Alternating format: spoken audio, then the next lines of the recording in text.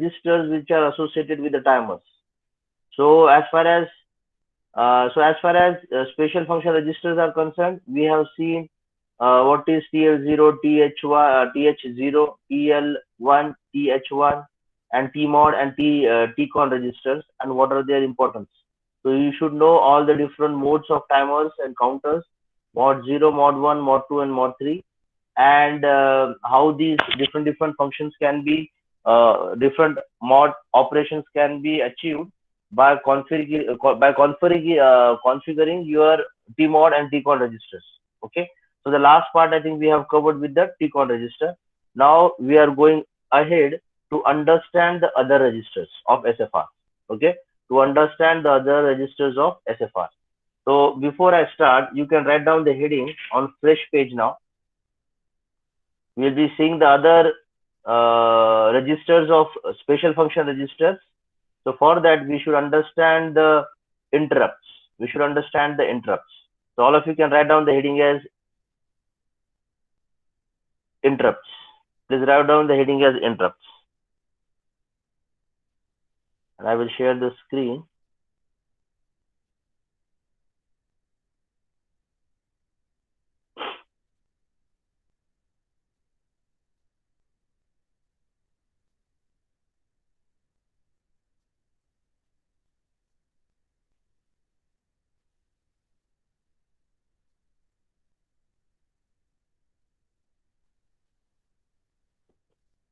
Just write down the heading as a interrupt. My screen is visible to everyone? Yes, sir. Yes, sir. Okay. Now do not write anything. Now try to understand the concept of interrupt. Now even this concept of interrupt we have already covered in 8086. So this word is not new to you. This word is not new to you. Okay. Now as far as your 8051 is concerned, we have already seen during the block diagram of 8051 that there are total 5 interrupts. 2 are external interrupts and 3 are internal interrupts.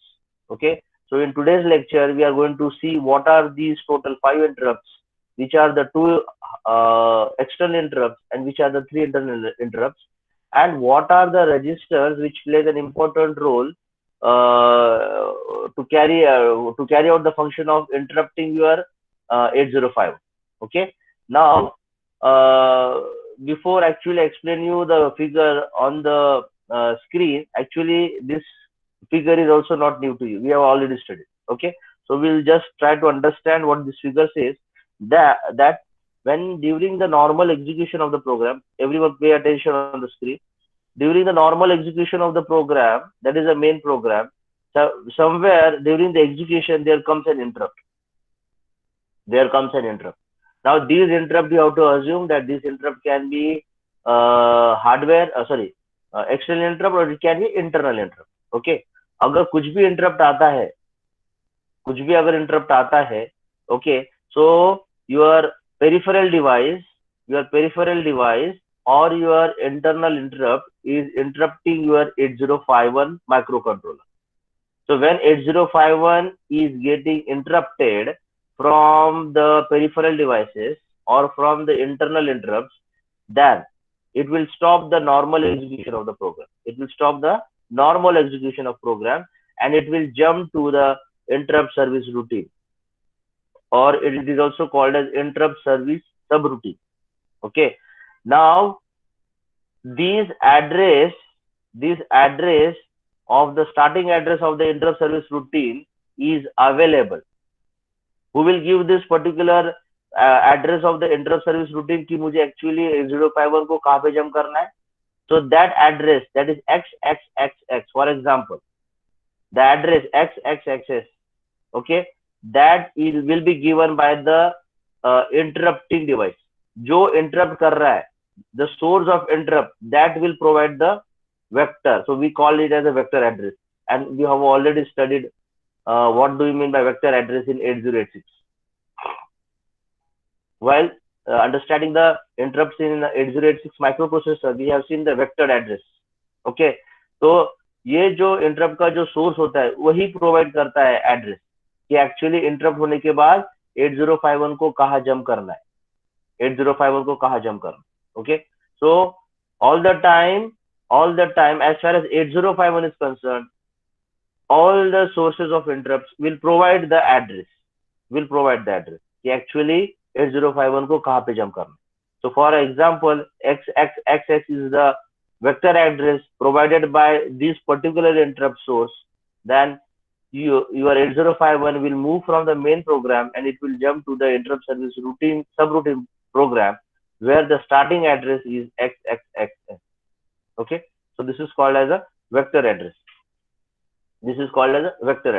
Okay, so 8051 की अगर मैं बात कर रहा हूँ, so all the 5 vector interrupt sources are there because there are 5 interrupts, so there are 5 vector sources.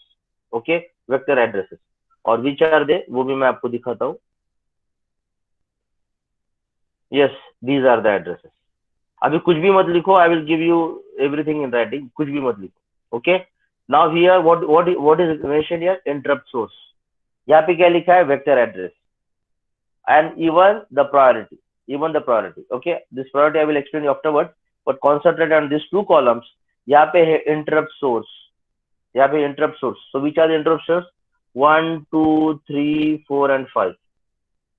जैसे आपके 5 interrupt sources है, वैसे these are the 5 और उसके corresponding vector address 0003H, 00BH, 0013H, 001BH, 0023H. इसका मतलब क्या है, अगर ये इंटरप्ट आता है तो your 8051 will jump from the main program to this address, or yes, address is the starting address of interrupt service subroutine. This is the starting address of the interrupt service subroutine. So this is called as a vector address. तो हमारा 8051 है vector address. Okay, वैसे अगर ये आता है तो this is 000B.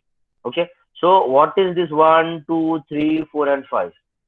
For example, external interrupt 0. This is nothing but, we will write this is INT 0 bar. आपको पता है 2 hardware interrupt, sorry 2 external interrupt है, INT 0 बार और INT 1 बार. तो ये एक्सटर्नल इंटरप्ट 0 ब्रैकेट में हम लिख सकते हैं INT 0 bar. Timer 0 interrupt. This timer 0 interrupt is nothing but TF0. हमने TF0 पढ़ा है. We have studied this TF0 in TCON register. अभी now you have to visualize, otherwise you can go to the back pages जहाँ पे हमने mod 0, mod 2, mod 3, mod 4 की पढ़ा था. उसमें हमने फिगर्स बनाए थे. वो फिगर्स में हमने बनाए थे कि TF0 अगर 1 होता है then it is giving an interrupt. So that is the interrupt. So TF0, आपने TF0 एक बॉक्स बनाया था, उसमें TF0 लिखा था, उसके बाहर आपने एरो बना के इंटरप्ट लिखा था. So that is the interrupt, timer 0 interrupt. So timer 0 overflow flag, that is TF0, is the timer 0 interrupt. Okay, और उसका corresponding vector address है 000BH. Okay, 00BH. Then external interrupt 1, this is in bracket, you can write down INT1 bar. अभी कुछ मत लिखो, I will give you everything in writing. So try to understand first the concept. External interrupt 1, that is INT1 bar. So these are the 2 external and these are the 3 internal. तो मैंने timer 0 interrupt के बारे में बताया TF0, वैसे ही timer 1 interrupt है TF1.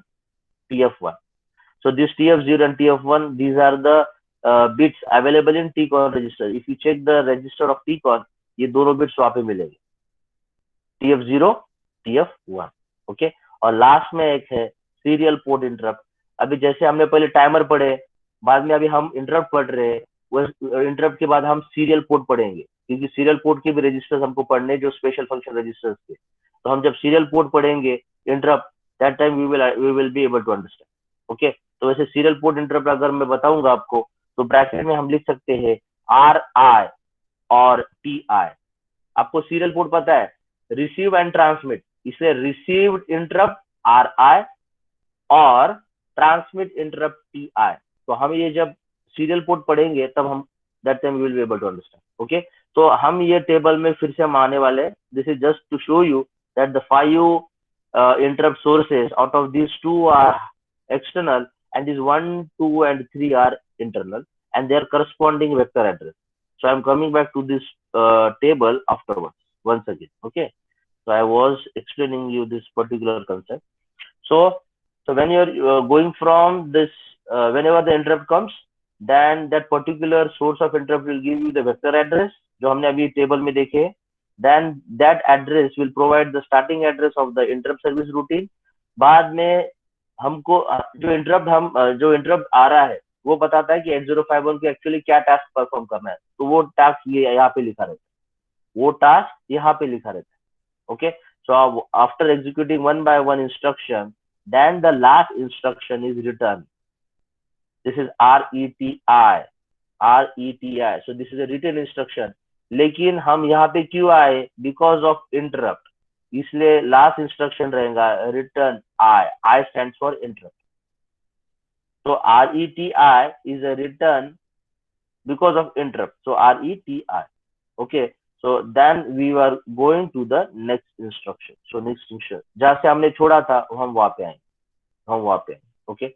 So this is a इसका table का इसका नाम क्या है? इंटरप्ट सर्विस सब routine process.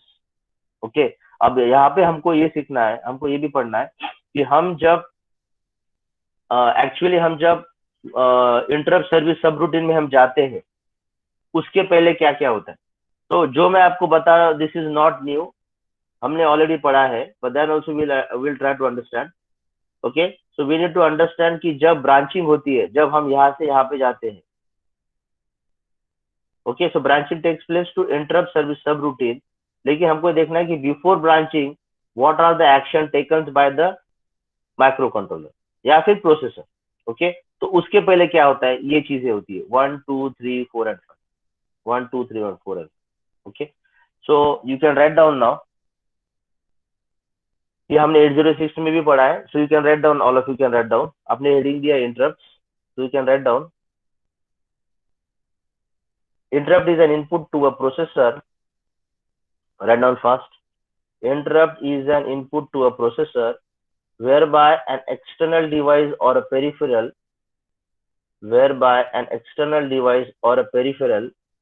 can inform the processor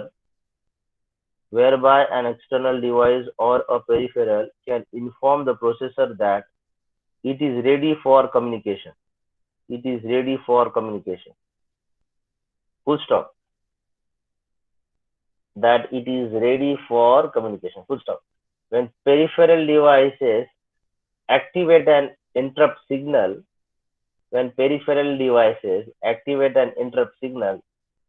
comma, the processor branches to a program called.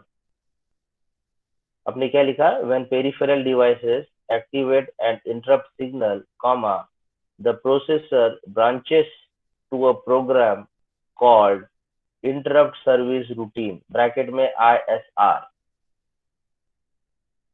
The processor branches to a program called interrupt service routine. अब मैं यहाँ पे प्रोसेसर बोल रहा हूँ, it can be micro controller, because interrupt processor में भी होते हैं और माइक्रो कंट्रोलर में भी होते हैं. ओके. सो दिस प्रोसेसर और micro controller can be interchangeable words. Okay. So to a program called interrupt service routine, bracket में ISR. Full stop.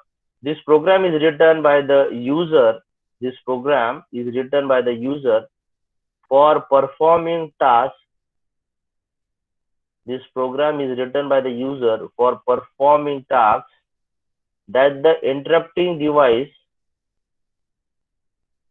This sentence is important. You can underline. Okay. This program is written by the user for performing tasks that the interrupting device wants the processor to execute.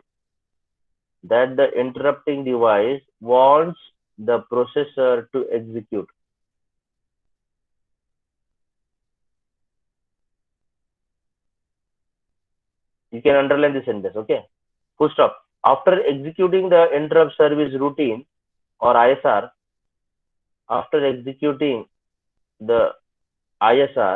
comma, the processor returns to the main program. As shown in the figure, and you can draw this figure. जो screen पे दिख रहा है. Draw it fast. And you can draw this figure. Interrupt is very important topic. Okay. So please draw this figure. Main program लिखो, आपका interrupting device ने interrupt किया through INT. Again मैं बोल रहा हूँ, out of 5 interrupt, this can be any one of that, external रहो या फिर इंटरनल रहो, then you are going from the main program to the interrupt service routine. Okay, और बाद में सब रूटीन में जो भी एग्जीक्यूशन है, this program is written by the user.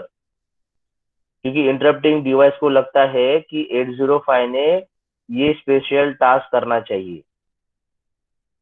Interrupting device जो भी है उसको लगता है कि 8051 ने या फिर प्रोसेसर ने ये एक पर्टिकुलर टास्क करना चाहिए. वो टास्क का जो इंस्ट्रक्शन है, प्रोग्राम है, वो यहाँ पे लिखा जाता है. ओके, तब जाके 8051 या फिर प्रोसेसर खुद का नॉर्मल एग्जीक्यूशन काम छोड़ के गोज टू इंटरप्ट सर्विस सब रूटीन. और वो जो इंटरप्टिंग डिवाइस को जो लगता है कि वो काम करना चाहिए, वो काम यहाँ पे होता है. और वो होने के बाद लास्ट में इंस्ट्रक्शन RETI है, वहां से वो रिटर्न होके नेक्स्ट इंस्ट्रक्शन पे जाता है in the main program. That is the main. Okay हाँ सर एक डाउट है सर, इसमें सिर्फ ये 5 ही इंटरप्ट होते हैं क्या? हाँ, 8051 है, जहाँ तक 8051 की बात है, 5 ही इंटरप्ट है. और सर मतलब जैसे हमने 8086 में देखा था, उधर वो यूजर डिफाइंड इंटरप्ट्स के लिए हमारे पास स्पेस था, इधर ऐसा नहीं होता है क्या? वहाँ पे सॉफ्टवेयर इंटरप्ट बहुत सारे थे, मेरे ख्याल से 256 कुछ भी इंटरप्ट थे अपने पास, इफ यू रिमेम्बर. हाँ यस INT0, INT1. हाँ यस हाँ, सर। यस. यहाँ पे नहीं है. 8051 की जब मैं बात करूंगा, 8051 के पास सिर्फ 5 इंटरप्ट है, 2 एक्सटर्नल है, 3 इंटरनल है. और 3 में से, हाँ, तीन तीन तीन जो इंटरनल है उसमें से 2 टाइमर 0, टाइमर 1 की ओवरफ्लो फ्लैग है, that is TF0 and TF1. और एक लास्ट वाला जो सीरियल पोर्ट का है, उसमें भी 2 है, RI या फिर TI. ओके, तो वो जब मैं टेबल लूंगा तब आपको उसमें बताऊंगा. Okay sir, last question sir. हाँ सर इंटरप्ट मास्किंग इसमें होता है क्या? हाँ हाँ, ये इंटरप्ट के जो भी कंसेप्ट है मैं आगे बता रहा हूँ. इंटरप्ट ओके के जो भी कंसेप्ट है, प्रायोरिटीज इंटरप्ट होते हैं, इसमें मास्केबल होते हैं, नॉन मास्केबल होते हैं, वो सब प्रायोरिटीज इसमें भी होती है. Okay okay sir. ओके. अब ये बनाने के बाद राइट डाउन फर्दर. अभी आगे के जो हम लिखने वाले हैं वो भी बहुत इंपॉर्टेंट है, so right down. When peripheral devices interrupt the processor, when peripheral devices interrupt the processor, when peripheral devices interrupt the processor, comma, branching takes place to ISR. Branching takes place to ISR. Branching takes place to ISR. Full stop.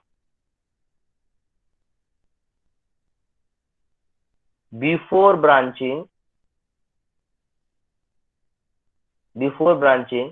the actions taken by the processor are as follows. Before branching, the actions taken by the processor are as follows. Before branching, the actions taken by the processor are as follows. I want everyone to understand now this. Okay. And while you write down this 1, 2, 3, 4, 5, these are the actual action taken by the processor या फिर microcontroller. Okay. तो ये क्या क्या होता है, number 1 पे लिखो. It completes the execution of current instruction. It completes the execution of current instruction. मैं ब्रांचिंग करने के पहले माइक्रो कंट्रोलर क्या करेगा या फिर माइक्रो प्रोसेसर क्या करेगा. ओके, सी है. It complete the execution of current instruction. यहाँ पे जो करंट इंस्ट्रक्शन ये एग्जीक्यूट होगा. ओके, हाँ सॉरी, यहाँ पे होने के बाद इंटरप्ट यहाँ पे आया, ये पॉइंट ऑफ टाइम पे आया. तो ये पॉइंट ऑफ टाइम पे ये यहाँ पे जो भी इंस्ट्रक्शंस रहेंगे वो एग्जीक्यूट होगा. ओके, तो first point says that it completes the execution of current instruction. तो यहाँ पे जो भी इंस्ट्रक्शंस रहेगा वो एग्जीक्यूट होगा. ये एग्जीक्यूट होने के बाद एक्चुअली वो जंप करेगा. ओके, लेकिन वो तुरंत जंप नहीं करेगा, उसके बाद भी 2, 3, 4, 5 स्टेप्स है. ओके, वो क्या है देखो. तो पहले होगा कि करंट एग्जीक्यूशन एग्जीक्यूट करेगा. सेकंड क्या करेगा, program status word register value is push on to the stack. याद रखना, जंप करने के पहले जो कुछ प्रोग्राम स्टेटस वर्ड का स्टेटस है, वी हैव स्टडीड PSW. तो PSW का भी जो भी कुछ स्टेटस है इंडिविजुअल बिट्स का, वो प्रिजर्व्ड होगा. That will be preserved and that will be push on to the stack. तो आपका स्टैक पॉइंट, जो आपका स्टैक होता है, you know about the stack, okay. तो आपके स्टैक में वो पुश होता है क्या, program status word register will be push on to the stack, ठीक है। उसके बाद क्या होता है, program counter value is push on to the stack. आपको पता है प्रोग्राम काउंटर वैल्यू, अभी एक्चुअली मैं जब यहाँ पे था तो प्रोग्राम काउंटर में ये इंस्ट्रक्शन का एड्रेस रहेगा, और जब मैं यहाँ पे हूँ तो प्रोग्राम काउंटर के में ये जो नेक्स्ट इंस्ट्रक्शन का एड्रेस रहेगा। तो ये जो इंस्ट्रक्शन का जो एड्रेस है that will be push on to the stack. So always remember stack में क्या क्या जाता है। स्टैक में जाता है पहले प्रोग्राम स्टेटस वर्ड रजिस्टर, क्योंकि वो हमको प्रिजर्व करना है, और बाद में जाता है प्रोग्राम काउंटर की वैल्यू। वो कौन सी वैल्यू, ये जो लाइन का इंस्ट्रक्शन जिस एड्रेस पे है वो एड्रेस जाता है स्टैक पे। और आपको पता है स्टैक में मैं जो भी जाता हूँ तो it is like LIFO, last input first output. जो लास्ट में गया स्टैक में वो पहले बाहर निकलेगा। तो you know this concept of LIFO, LIFO, last in first out. तो पहले मैंने क्या डाला, पहले मैंने डाला था स्टैक में PSW, बाद में मैंने डाला प्रोग्राम काउंटर, और जब स्टैक में से जब निकलेंगे तो प्रोग्राम काउंटर पहले निकलेगा और बाद में ये निकलेगा। और आपको पता है स्टैक में हम डालते कैसे, पुश इंस्ट्रक्शन के थ्रू, और निकालते कैसे, पॉप के थ्रू, ओके। तो स्टैक रजिस्टर में पुश एंड देन पॉप। तो पहले हमने जब ये डाला तो ये लास्ट में निकलेगा, और जो हमने लास्ट में डाला वो पहले निकलेगा। So it is a LIFO concept, it is a LIFO concept, okay. So I hope you have understood second and third. Fourth is also important. Understand the fourth one. The interrupt flag is reset. Interrupt flag is reset. इसका मतलब होता है कि जो corresponding interrupt है उसका corresponding interrupt flag will B reset, वो zero हो जाता है, वो जीरो हो जाता है। तो हम ये आगे देखने वाले interrupt flags of corresponding interrupting devices या फिर इंटरनल इंटरप्ट। हर एक के जैसे 5 इंटरप्ट है उसके रिलेटेड इंटरप्ट फ्लैग्स होते हैं, okay. So that will B reset, that will B reset. अब ये रीसेट का मतलब क्या होता है, प्लीज समझो प्रॉपरली। रीसेट का मतलब होता है that is nothing but cleared और zero, that flag is made zero, and when that flag is made zero इसका मतलब होता है अभी अभी the flag is set zero, that means no other interrupt can come, no other interrupt can come now, okay. तो interrupt flag is zero का मतलब होता है now your 8051 is busy with to go to this ISR, so during this branching no interrupt will be entertained, no interrupt will be entertained। तो ये कैसे indication करना है, ये कैसे इंडिकेट करना है, through the interrupt flag making it zero, through the interrupt flag making it zero, okay। और जब हम यहाँ से जब वापस आते हैं ना तो इंटरप्ट फ्लैग फिर 1 हो जाता है। तो 1 का मतलब होता है now your 8051 is ready to take other interrupt, okay. तो हमेशा याद रखना 1 का मतलब क्या होता है, your 8051 has come from this and it is in the main program, now it can serve to some other interrupt। और अगर 0 का मतलब होता है कि no other interrupts can be entertained because your 8051 is busy to serve the other interrupt। That is a simple meaning, that is a simple meaning, okay। So interrupt flag is reset, ये भी होता है। तो is reset का मतलब, इसका मतलब क्या है, पहले वो 1 था, try to understand the concept, पहले वो 1 था और जब वो 1 था तभी ये इंटरप्ट आया, तभी ये इंटरप्ट आया। और हम जब फिर वो उसकी करस्पॉन्डिंग इंटरप्ट फ्लैग को हम जब 0 बनाते हैं इसका मतलब अभी कोई भी इंटरप्ट नहीं आ सकता, even though there are some interrupts, they will be in the pipeline, they will be in the queue, they will be in the pipeline, okay. तो याद रखना है पहले ये इंटरप्ट फ्लैग 1 था इसलिए हम ये इंटरप्ट आया और हमने इसको सर्विस दिया, और बाद में जब हम इधर जाने वाले हैं इंटरप्ट ISR में तब हमको वो करस्पॉन्डिंग इंटरप्ट फ्लैग को 0 बनाना पड़ता है। So that is why your interrupt flag is 0। और बाद में लास्ट में क्या होता है, your program counter is loaded with the interrupt service address। ये जो एड्रेस दिख रहा है वेक्टर एड्रेस, ये कहा जाता है आपके प्रोग्राम काउंटर में जाता है, क्योंकि आपका प्रोग्राम काउंटर एम्प्टी हो गया है क्योंकि प्रोग्राम काउंटर में जो था आपने वो स्टैक में पुश किया है, तो प्रोग्राम काउंटर एम्प्टी हो गया, तो उसमें क्या जाएगा, तो उसमें ये जाएगा एक्स एक्स एक्स एक्स। ये कहाँ से आया? This is a vector address corresponding to this particular interrupt. Okay, so program counter is loaded with the ISR address.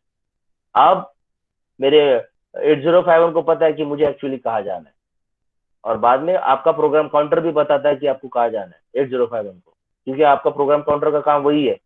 It gives you the address of the next instruction which to be executed. Then you will jump to this address and this address is XXXX, और यहाँ से आप काम करना चालू करेगा आपका 805. और ये सब होने के बाद लास्ट में there is RET so that you can come back. और हम जब कम बैक होते हैं तो ये सब चीजों का रिवर्स होता है, ये सब चीजों का रिवर्स होता है. ये जो हमने जो किया है before you go to the branching, और हम जब होने पूरा होने के बाद जब हम वापस आना चाहते हैं तो ये सब का अपोजिट होता है, रिवर्स होता है. Okay, so all of you can write down 1 2 3 4 and 5.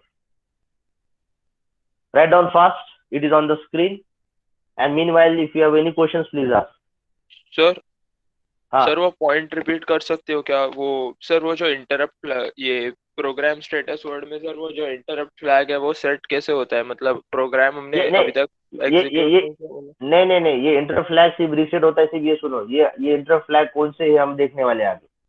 सिर्फ इतना याद रखना कि इंटर फ्लैग जो होते हैं वो हर एक करस्पॉन्डिंग इंटरप्ट के इंटरनल फ्लैग्स होते हैं, इंटर फ्लैग्स होते हैं. ओके, जो भी इंटरप्ट का सोर्स रहेगा उसका corresponding inter flag will B reset. तो इसके बारे में हम आगे देखने वाले. सिर्फ इतना याद रखना कि इंटर फ्लैग जो होते हैं वो रीसेट होते हैं. Is it clear? Yes sir. हाँ, मैं ये या इंटर फ्लैग ना, you just keep in your mind, I will just explain you what are the different interrupt. Okay okay, ठीक है, काम करो, ये पूरे पहले 5 पॉइंट लिखो, मैं यहाँ पे बताता हूँ इंटर फ्लैग कौन कौन से.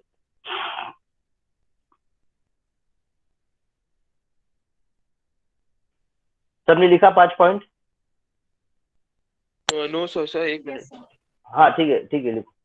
लिखने के बाद मुझे तुरंत बताओ कि आपका हो गया लिखा.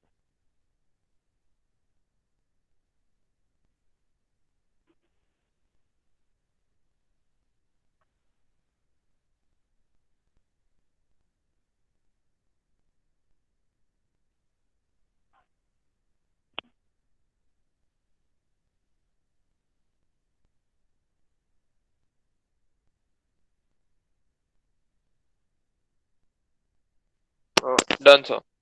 Okay, now see here all of you, pay attention now, this is important. I am going to explain the fourth point now. Interrupt flag is reset. Okay, interrupt flag is reset. Now आपने ये जो fourth point लिखा ना, अभी यहाँ पे आना, आगे में ब्रैकेट डालो, आगे में ब्रैकेट डालो, और यहाँ पे ब्रैकेट देने के बाद you please write down so that you will be able to understand now which are the interrupt. अभी आपको मैंने क्या बोला था, इंटरप्ट फ्लैग, जो जो इंटरप्ट सोर्सेज होते हैं उसके करस्पॉन्डिंग इंटरप्ट फ्लैग कितने सोर्सेज है? 5. इंटरप्ट फ्लैग कितने होने चाहिए? 5. यस और नो? यस और नो? Yes sir. हाँ हाँ हाँ, आपके इंटरप्ट सोर्सेज है 5, और आपके इंटरप्ट फ्लैग्स भी 5 होने चाहिए. तो ब्रैकेट में अभी जो मैं बता रहा हूँ you write down. So these 5 interrupt flags are in bracket, write down, and you know these flags. Write down. The first one is IE0, capital I, capital E, 0, comma, IE1, capital I, capital E, 1, comma, TF0, capital T, capital F, 0, comma, TF1, TF1, comma, RI and TI, RI and TI, RI and TI.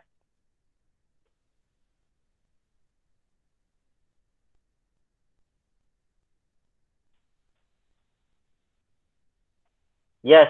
Now, now you will be able to understand where you have studied IE0. Where you have studied IE0.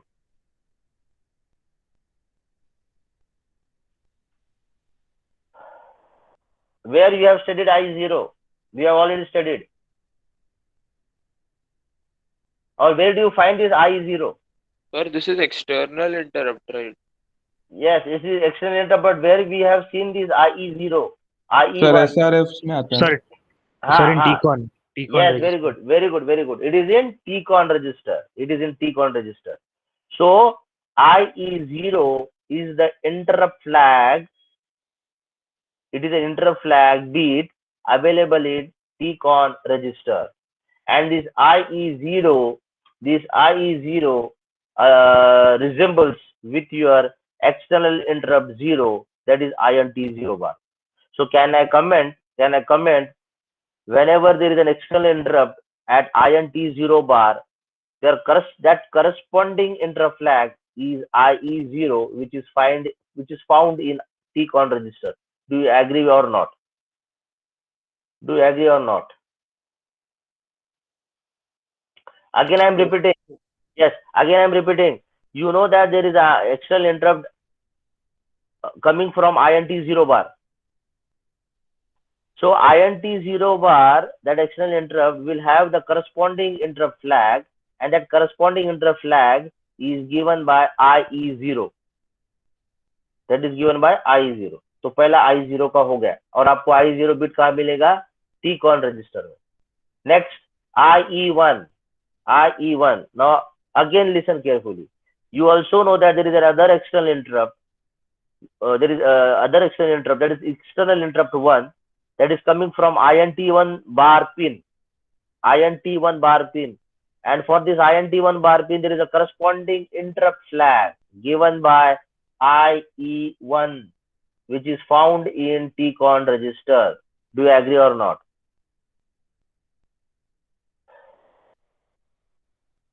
Everyone, I want जो मैं बता रहा हूँ.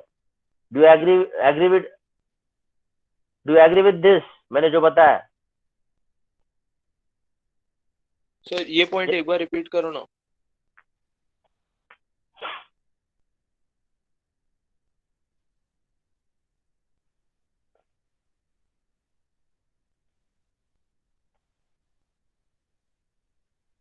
Yes, here now all of you.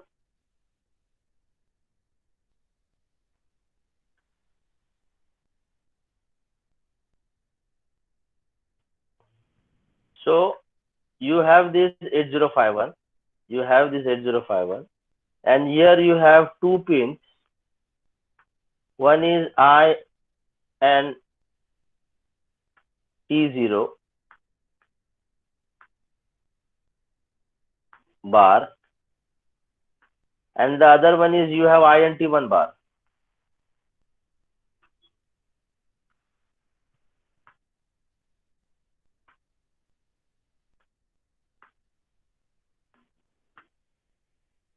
INT1 bar. Oh, sorry, this is a pin. Okay, so you have two pins, INT0 bar and INT1 bar. So these are the two interrupts. ये दो interrupt से ये दो external pin से आपको external interrupt आता है. Okay, so external interrupt 0 and external interrupt 1. Okay, ये मैंने आपको यहाँ पे दिखाया था, मैंने आपको बताया भी था. एक्सटर्नल इंटरप्ट 0 मैंने बताया था कि ब्रैकेट में INT0 बार, और एक्सटर्नल इंटरप्ट 1 ब्रैकेट में INT1 बार. और यहाँ पे जब इंटरप्ट आता है, यहाँ पे इंटरप्ट आता है, उसका वेक्टर एड्रेस है 003 और इसका वेक्टर एड्रेस है 0013. ओके, नाउ मैं जब बता रहा हूँ कि एट दिस टू इंटरप्ट, अगर ये इंटरप्ट आता है तो ये interrupt hardware interrupt, sorry external interrupt है, और इसका करस्पॉन्डिंग इंटरप्ट फ्लैग है IE0. इसका करस्पॉन्डिंग इंटरप्ट है IE0. वैसे ही इसका करस्पॉन्डिंग इंटरप्ट फ्लैग है IE1.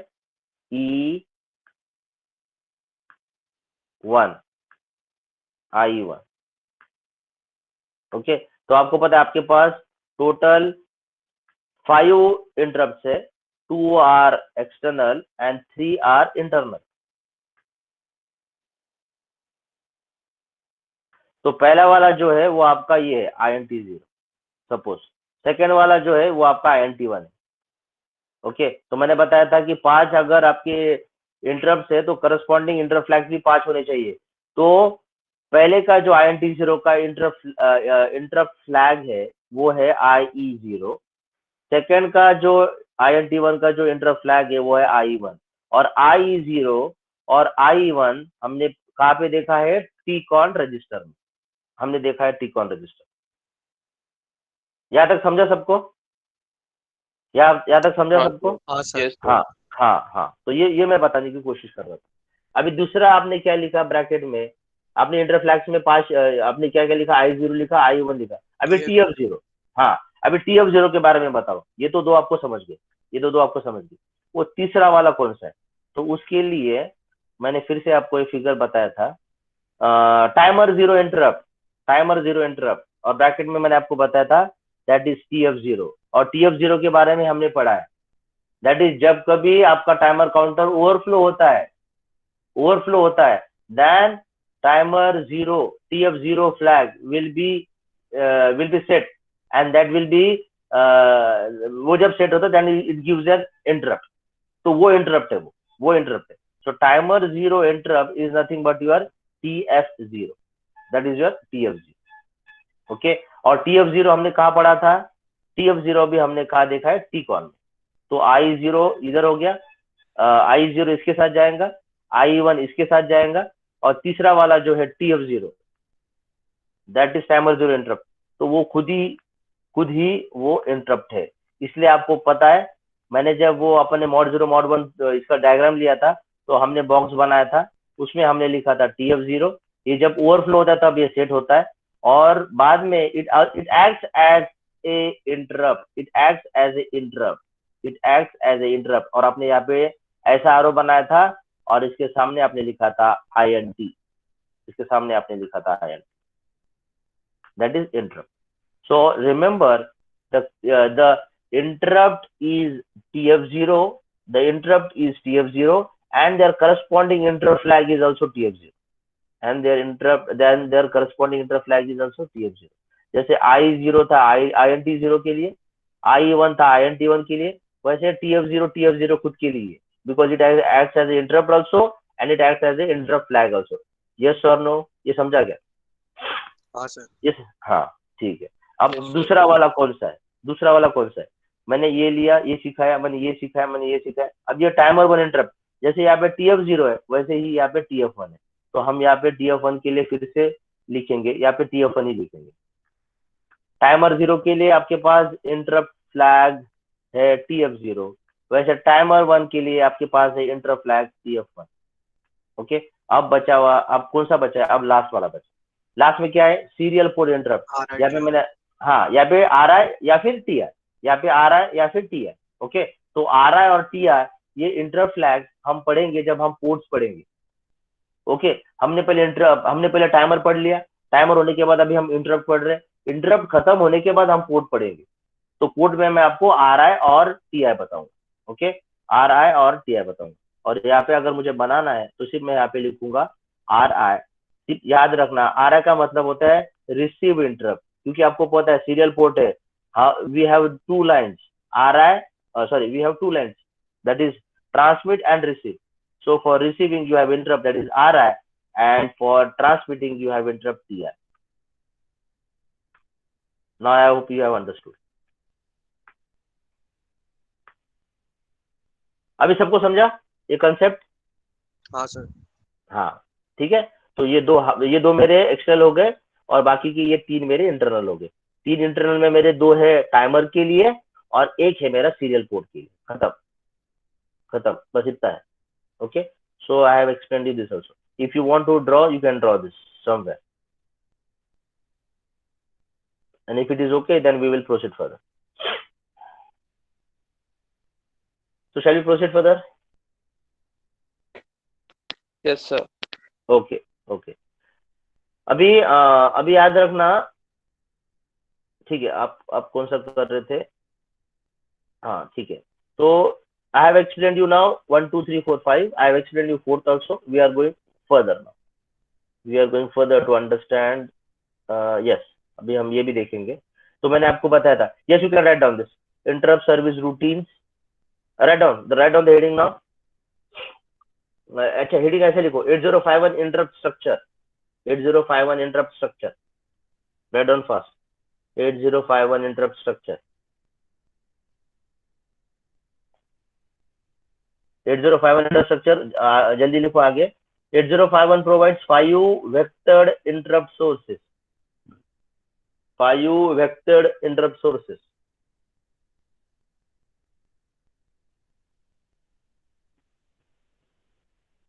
अभी यहाँ पे मैं आपको और एक बात बताता हूँ. जब हम वेक्टर्ड इंटरप्ट सोर्सेज बोलते हैं ना, तो कुछ कुछ प्रोसेसर या फिर माइक्रो कंट्रोलर नॉन वेक्टर्ड भी रहते. नॉन वेक्टर्ड भी रहते. ओके. नॉन वेक्टर्ड का क्या मतलब होता है, ये प्लीज. जैसे हमारा 8051 है, दैट इज वेक्टर्ड.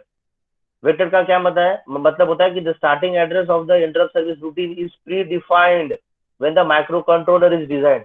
जब माइक्रो कंट्रोलर जब मैन्युफैक्चर होता है या फिर जब डिजाइन होता है, तो ये जो एड्रेसेस दिखते हैं ना, ये प्री डिफाइंड होते हैं.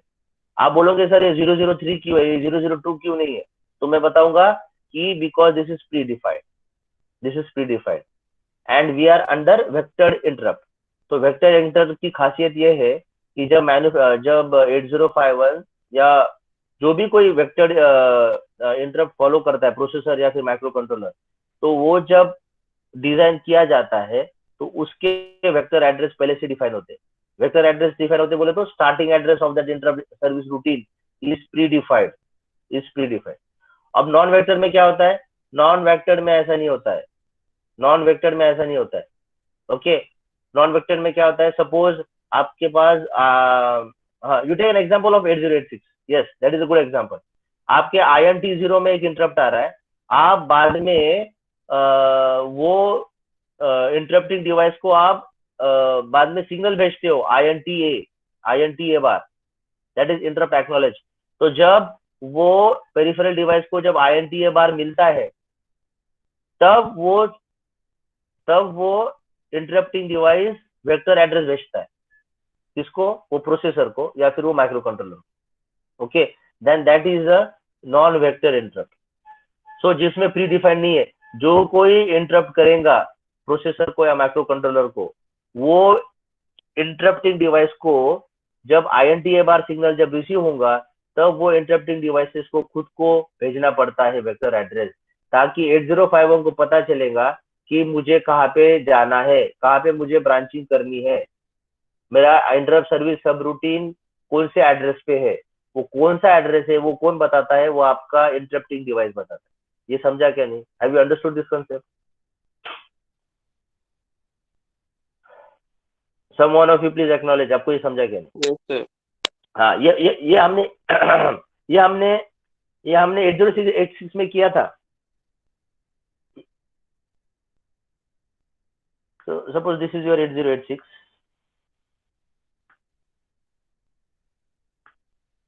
This is your 8086, and you have, there is one device. This is an interrupting device. उसको 8086 को इंटरप्ट करना है. तो 8086 के पास क्या है, उसके पास है suppose interrupt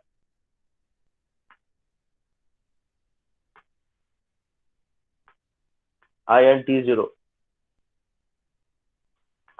1. Okay.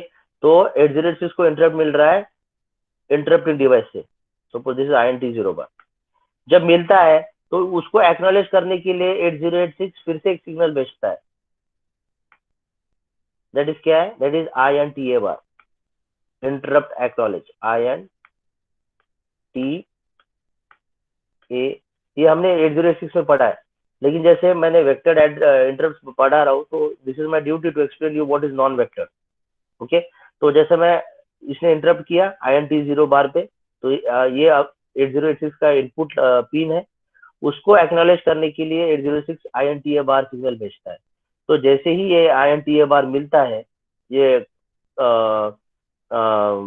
Interrupting device को, तो इंटरप्ट डिवाइस को समझ जाता है कि 8086 is ready to serve him. Acknowledge दे रहा है, इसका मतलब 8086 रेडी है टू सर्व करने के लिए. तो तभी बाद में ये इंटरप्टिंग डिवाइस एक एड्रेस भेजता है 8086 को. That is the address of ISR. Okay. So can I say here starting address of the ISR is not predefined. ये जैसे जैसे ये इंटरप्टिंग डिवाइसेस चेंज होंगे, वैसे वैसे उनके starting address of ISR will also change. So this is not predefined. So such type of interrupts are called as non-vectored. They are called as non-vectored because interrupts are not predefined. लेकिन ये case में क्या है, ये case में आपके interrupts predefined है. ये आएगा यहाँ पे जाना है, ये आएगा यहाँ पे जाना है, ये आएगा यहाँ पे जाना है. Okay, so these are predefined. So I always remember vector addresses, vector interrupts are 8051. 8051 में vector addressing, vector interrupts available है because they are predefined. In some other interrupts, in some other microprocessor or microcontroller, they may be non-vector. So you have understood the difference between vector interrupt and non-vector. Have you understood this concept?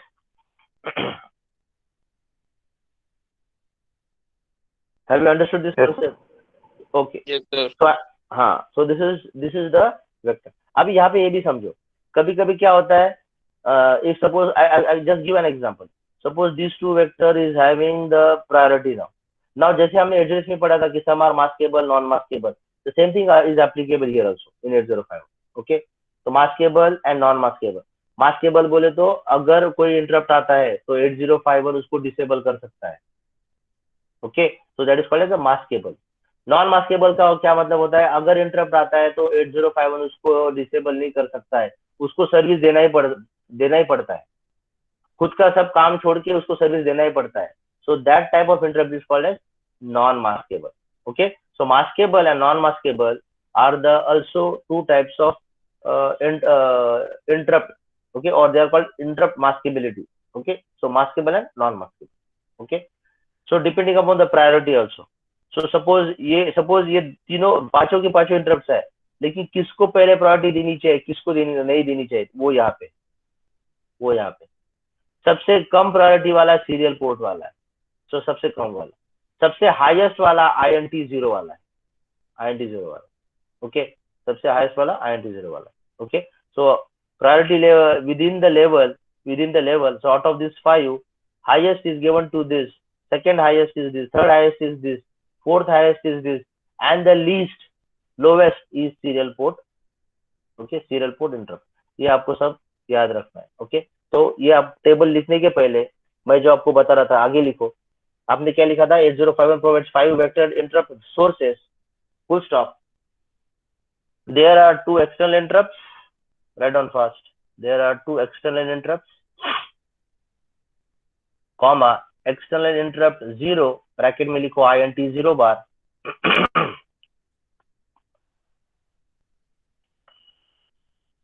There are 2 external interrupts, comma, external interrupt 0, bracket में लिखो INT0 bar, and external interrupt 1, bracket में लिखो INT1 bar.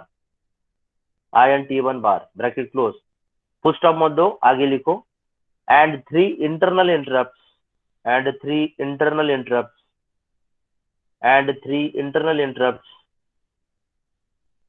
comma, 2 timer interrupt, and 2 timer interrupt, and a serial port interrupt, and बोले तो single, and a serial port interrupt, and a serial port interrupt.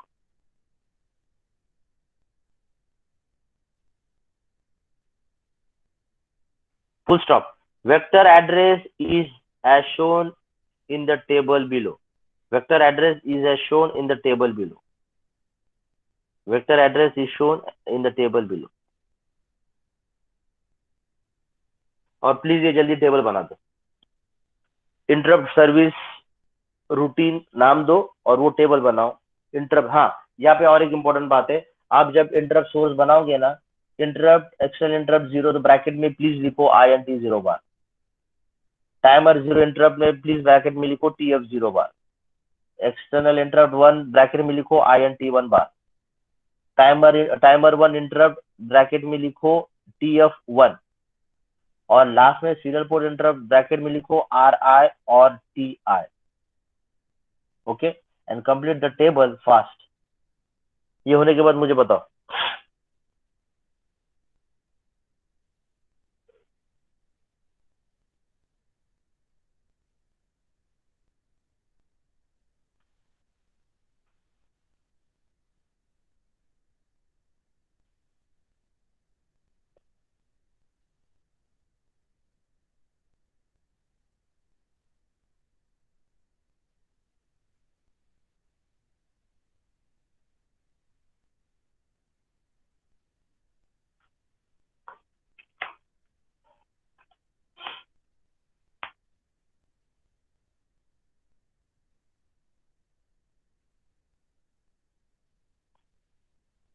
सबने draw किया?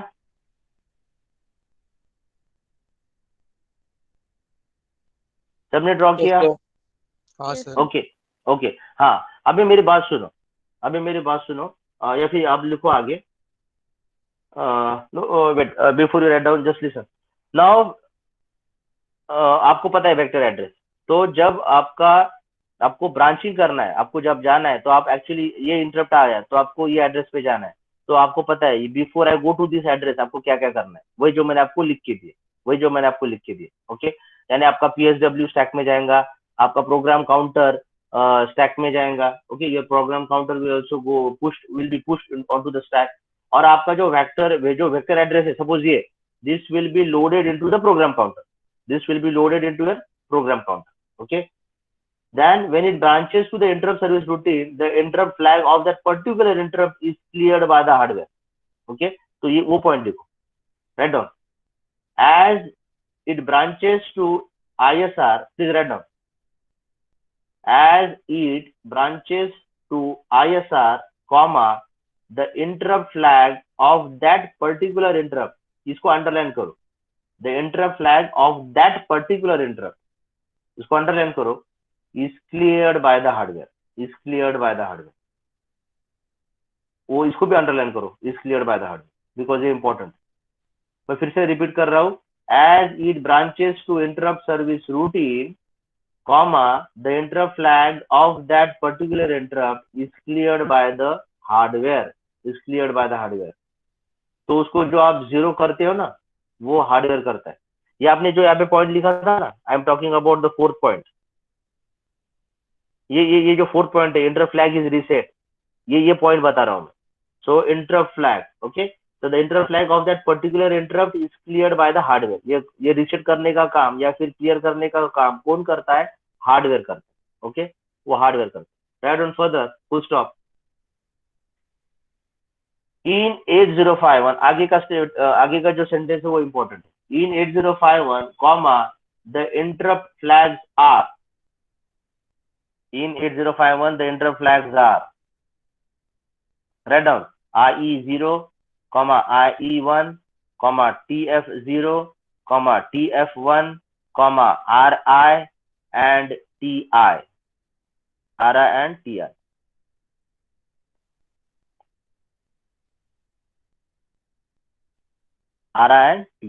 okay, RI and TI, बस ये important है यहाँ पे। और बस now listen all of you, the interrupt service routine is ended with the RETI instruction. मैंने बताया था आपको कि बाद में लास्ट में आपका वो ये आता है, you will and up with this particular, last में जो ये होता है RETI इंस्ट्रक्शन होता है, that is ended with the RETI instruction.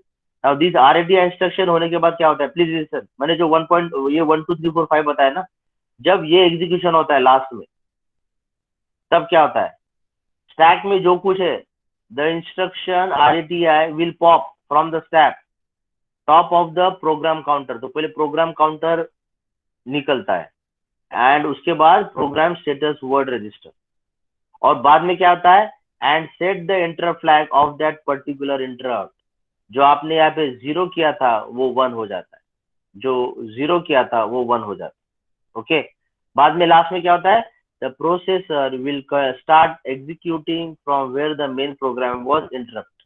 तो फिर ये जो एरो दिख रहा है ना, उसका मतलब वही होता है कि the processor will start executing from where the main program was interrupted, okay. तो हमेशा याद रखना, RETI होने के बाद पॉपिंग होता है, स्टैक में से निकलता है, पहले प्रोग्राम काउंटर निकलता है जो हमने सेव किया था, जो हमने पुश किया था स्टैक में, और उसके बाद PSW निकलता है जो हमने पहले पुश किया था स्टैक में, और उसके बाद हम यहाँ पे आ जाते हैं, सॉरी, उसके बाद क्या होता है, यस, उसके बाद हमारा जो इंटरप्ट फ्लैग जो है हमने जो पहले रीसेट करके रखा था वो सेट होता है, और बाद में हम यहाँ पे आते हैं, okay.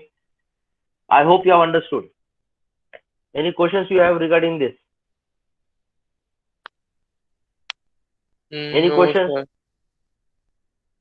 Everyone is satisfied with the explanation? This is important. You should know each and everything. Yes, sir. Okay. Yes, sir. I will just take 2 minutes more. Just 2 minutes more. Now here I have completed my interrupt. अभी अगले बार हम बात करेंगे which are the two registers, which are the two special function registers which are associated with the interrupt, okay. Now I want you to go back to the previous pages, where go to the programming model and tell me which are the two registers which are associated with the interrupt. I want everyone to go back to the previous pages, go to the programming model and just tell me which are the two registers. ये two registers हम अगली बार पढ़ने वाले, but I want you to identify. I want you to identify.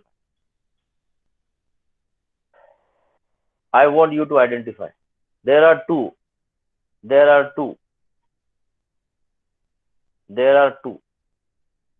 Please go to the programming model and tell me which are the two registers, that is special function registers, which are associated with the interrupts. You don't know, but at least just see the SFR and at least give me the, just by gazing, just guess करो और मुझे बता. Sir, IP and IE. Very good. It is IP and IE. So IE stands for interrupt enable. IE stands for interrupt enable and IP stands for interrupt priority. So next time we will talk about these two special function registers which are associated with interrupt. मैं इसलिए बोला था आपको ढूंढ के निकालो क्योंकि आपको एटलीस्ट I से समझ में आना चाहिए था कि I stands for interrupt. Okay, so I stands for interrupt. So IP and IE. So IP का बाइट एड्रेस क्या है? B@H और IE का बाइट एड्रेस है A@H. So these two special function registers we will see in the next lecture. Okay, we'll see in the next lecture. Parashar madam is there?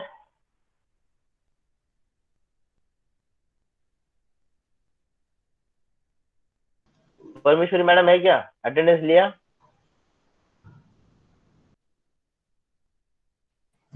Yes sir, ले लिया. Okay. So everyone can leave, and if you have any questions, you can stay. Others can leave. Thank you, sir. Thank you, sir. Okay. Thank you, sir. Okay, Thank you, sir. Bye bye. Thank you, sir. Thank you, sir.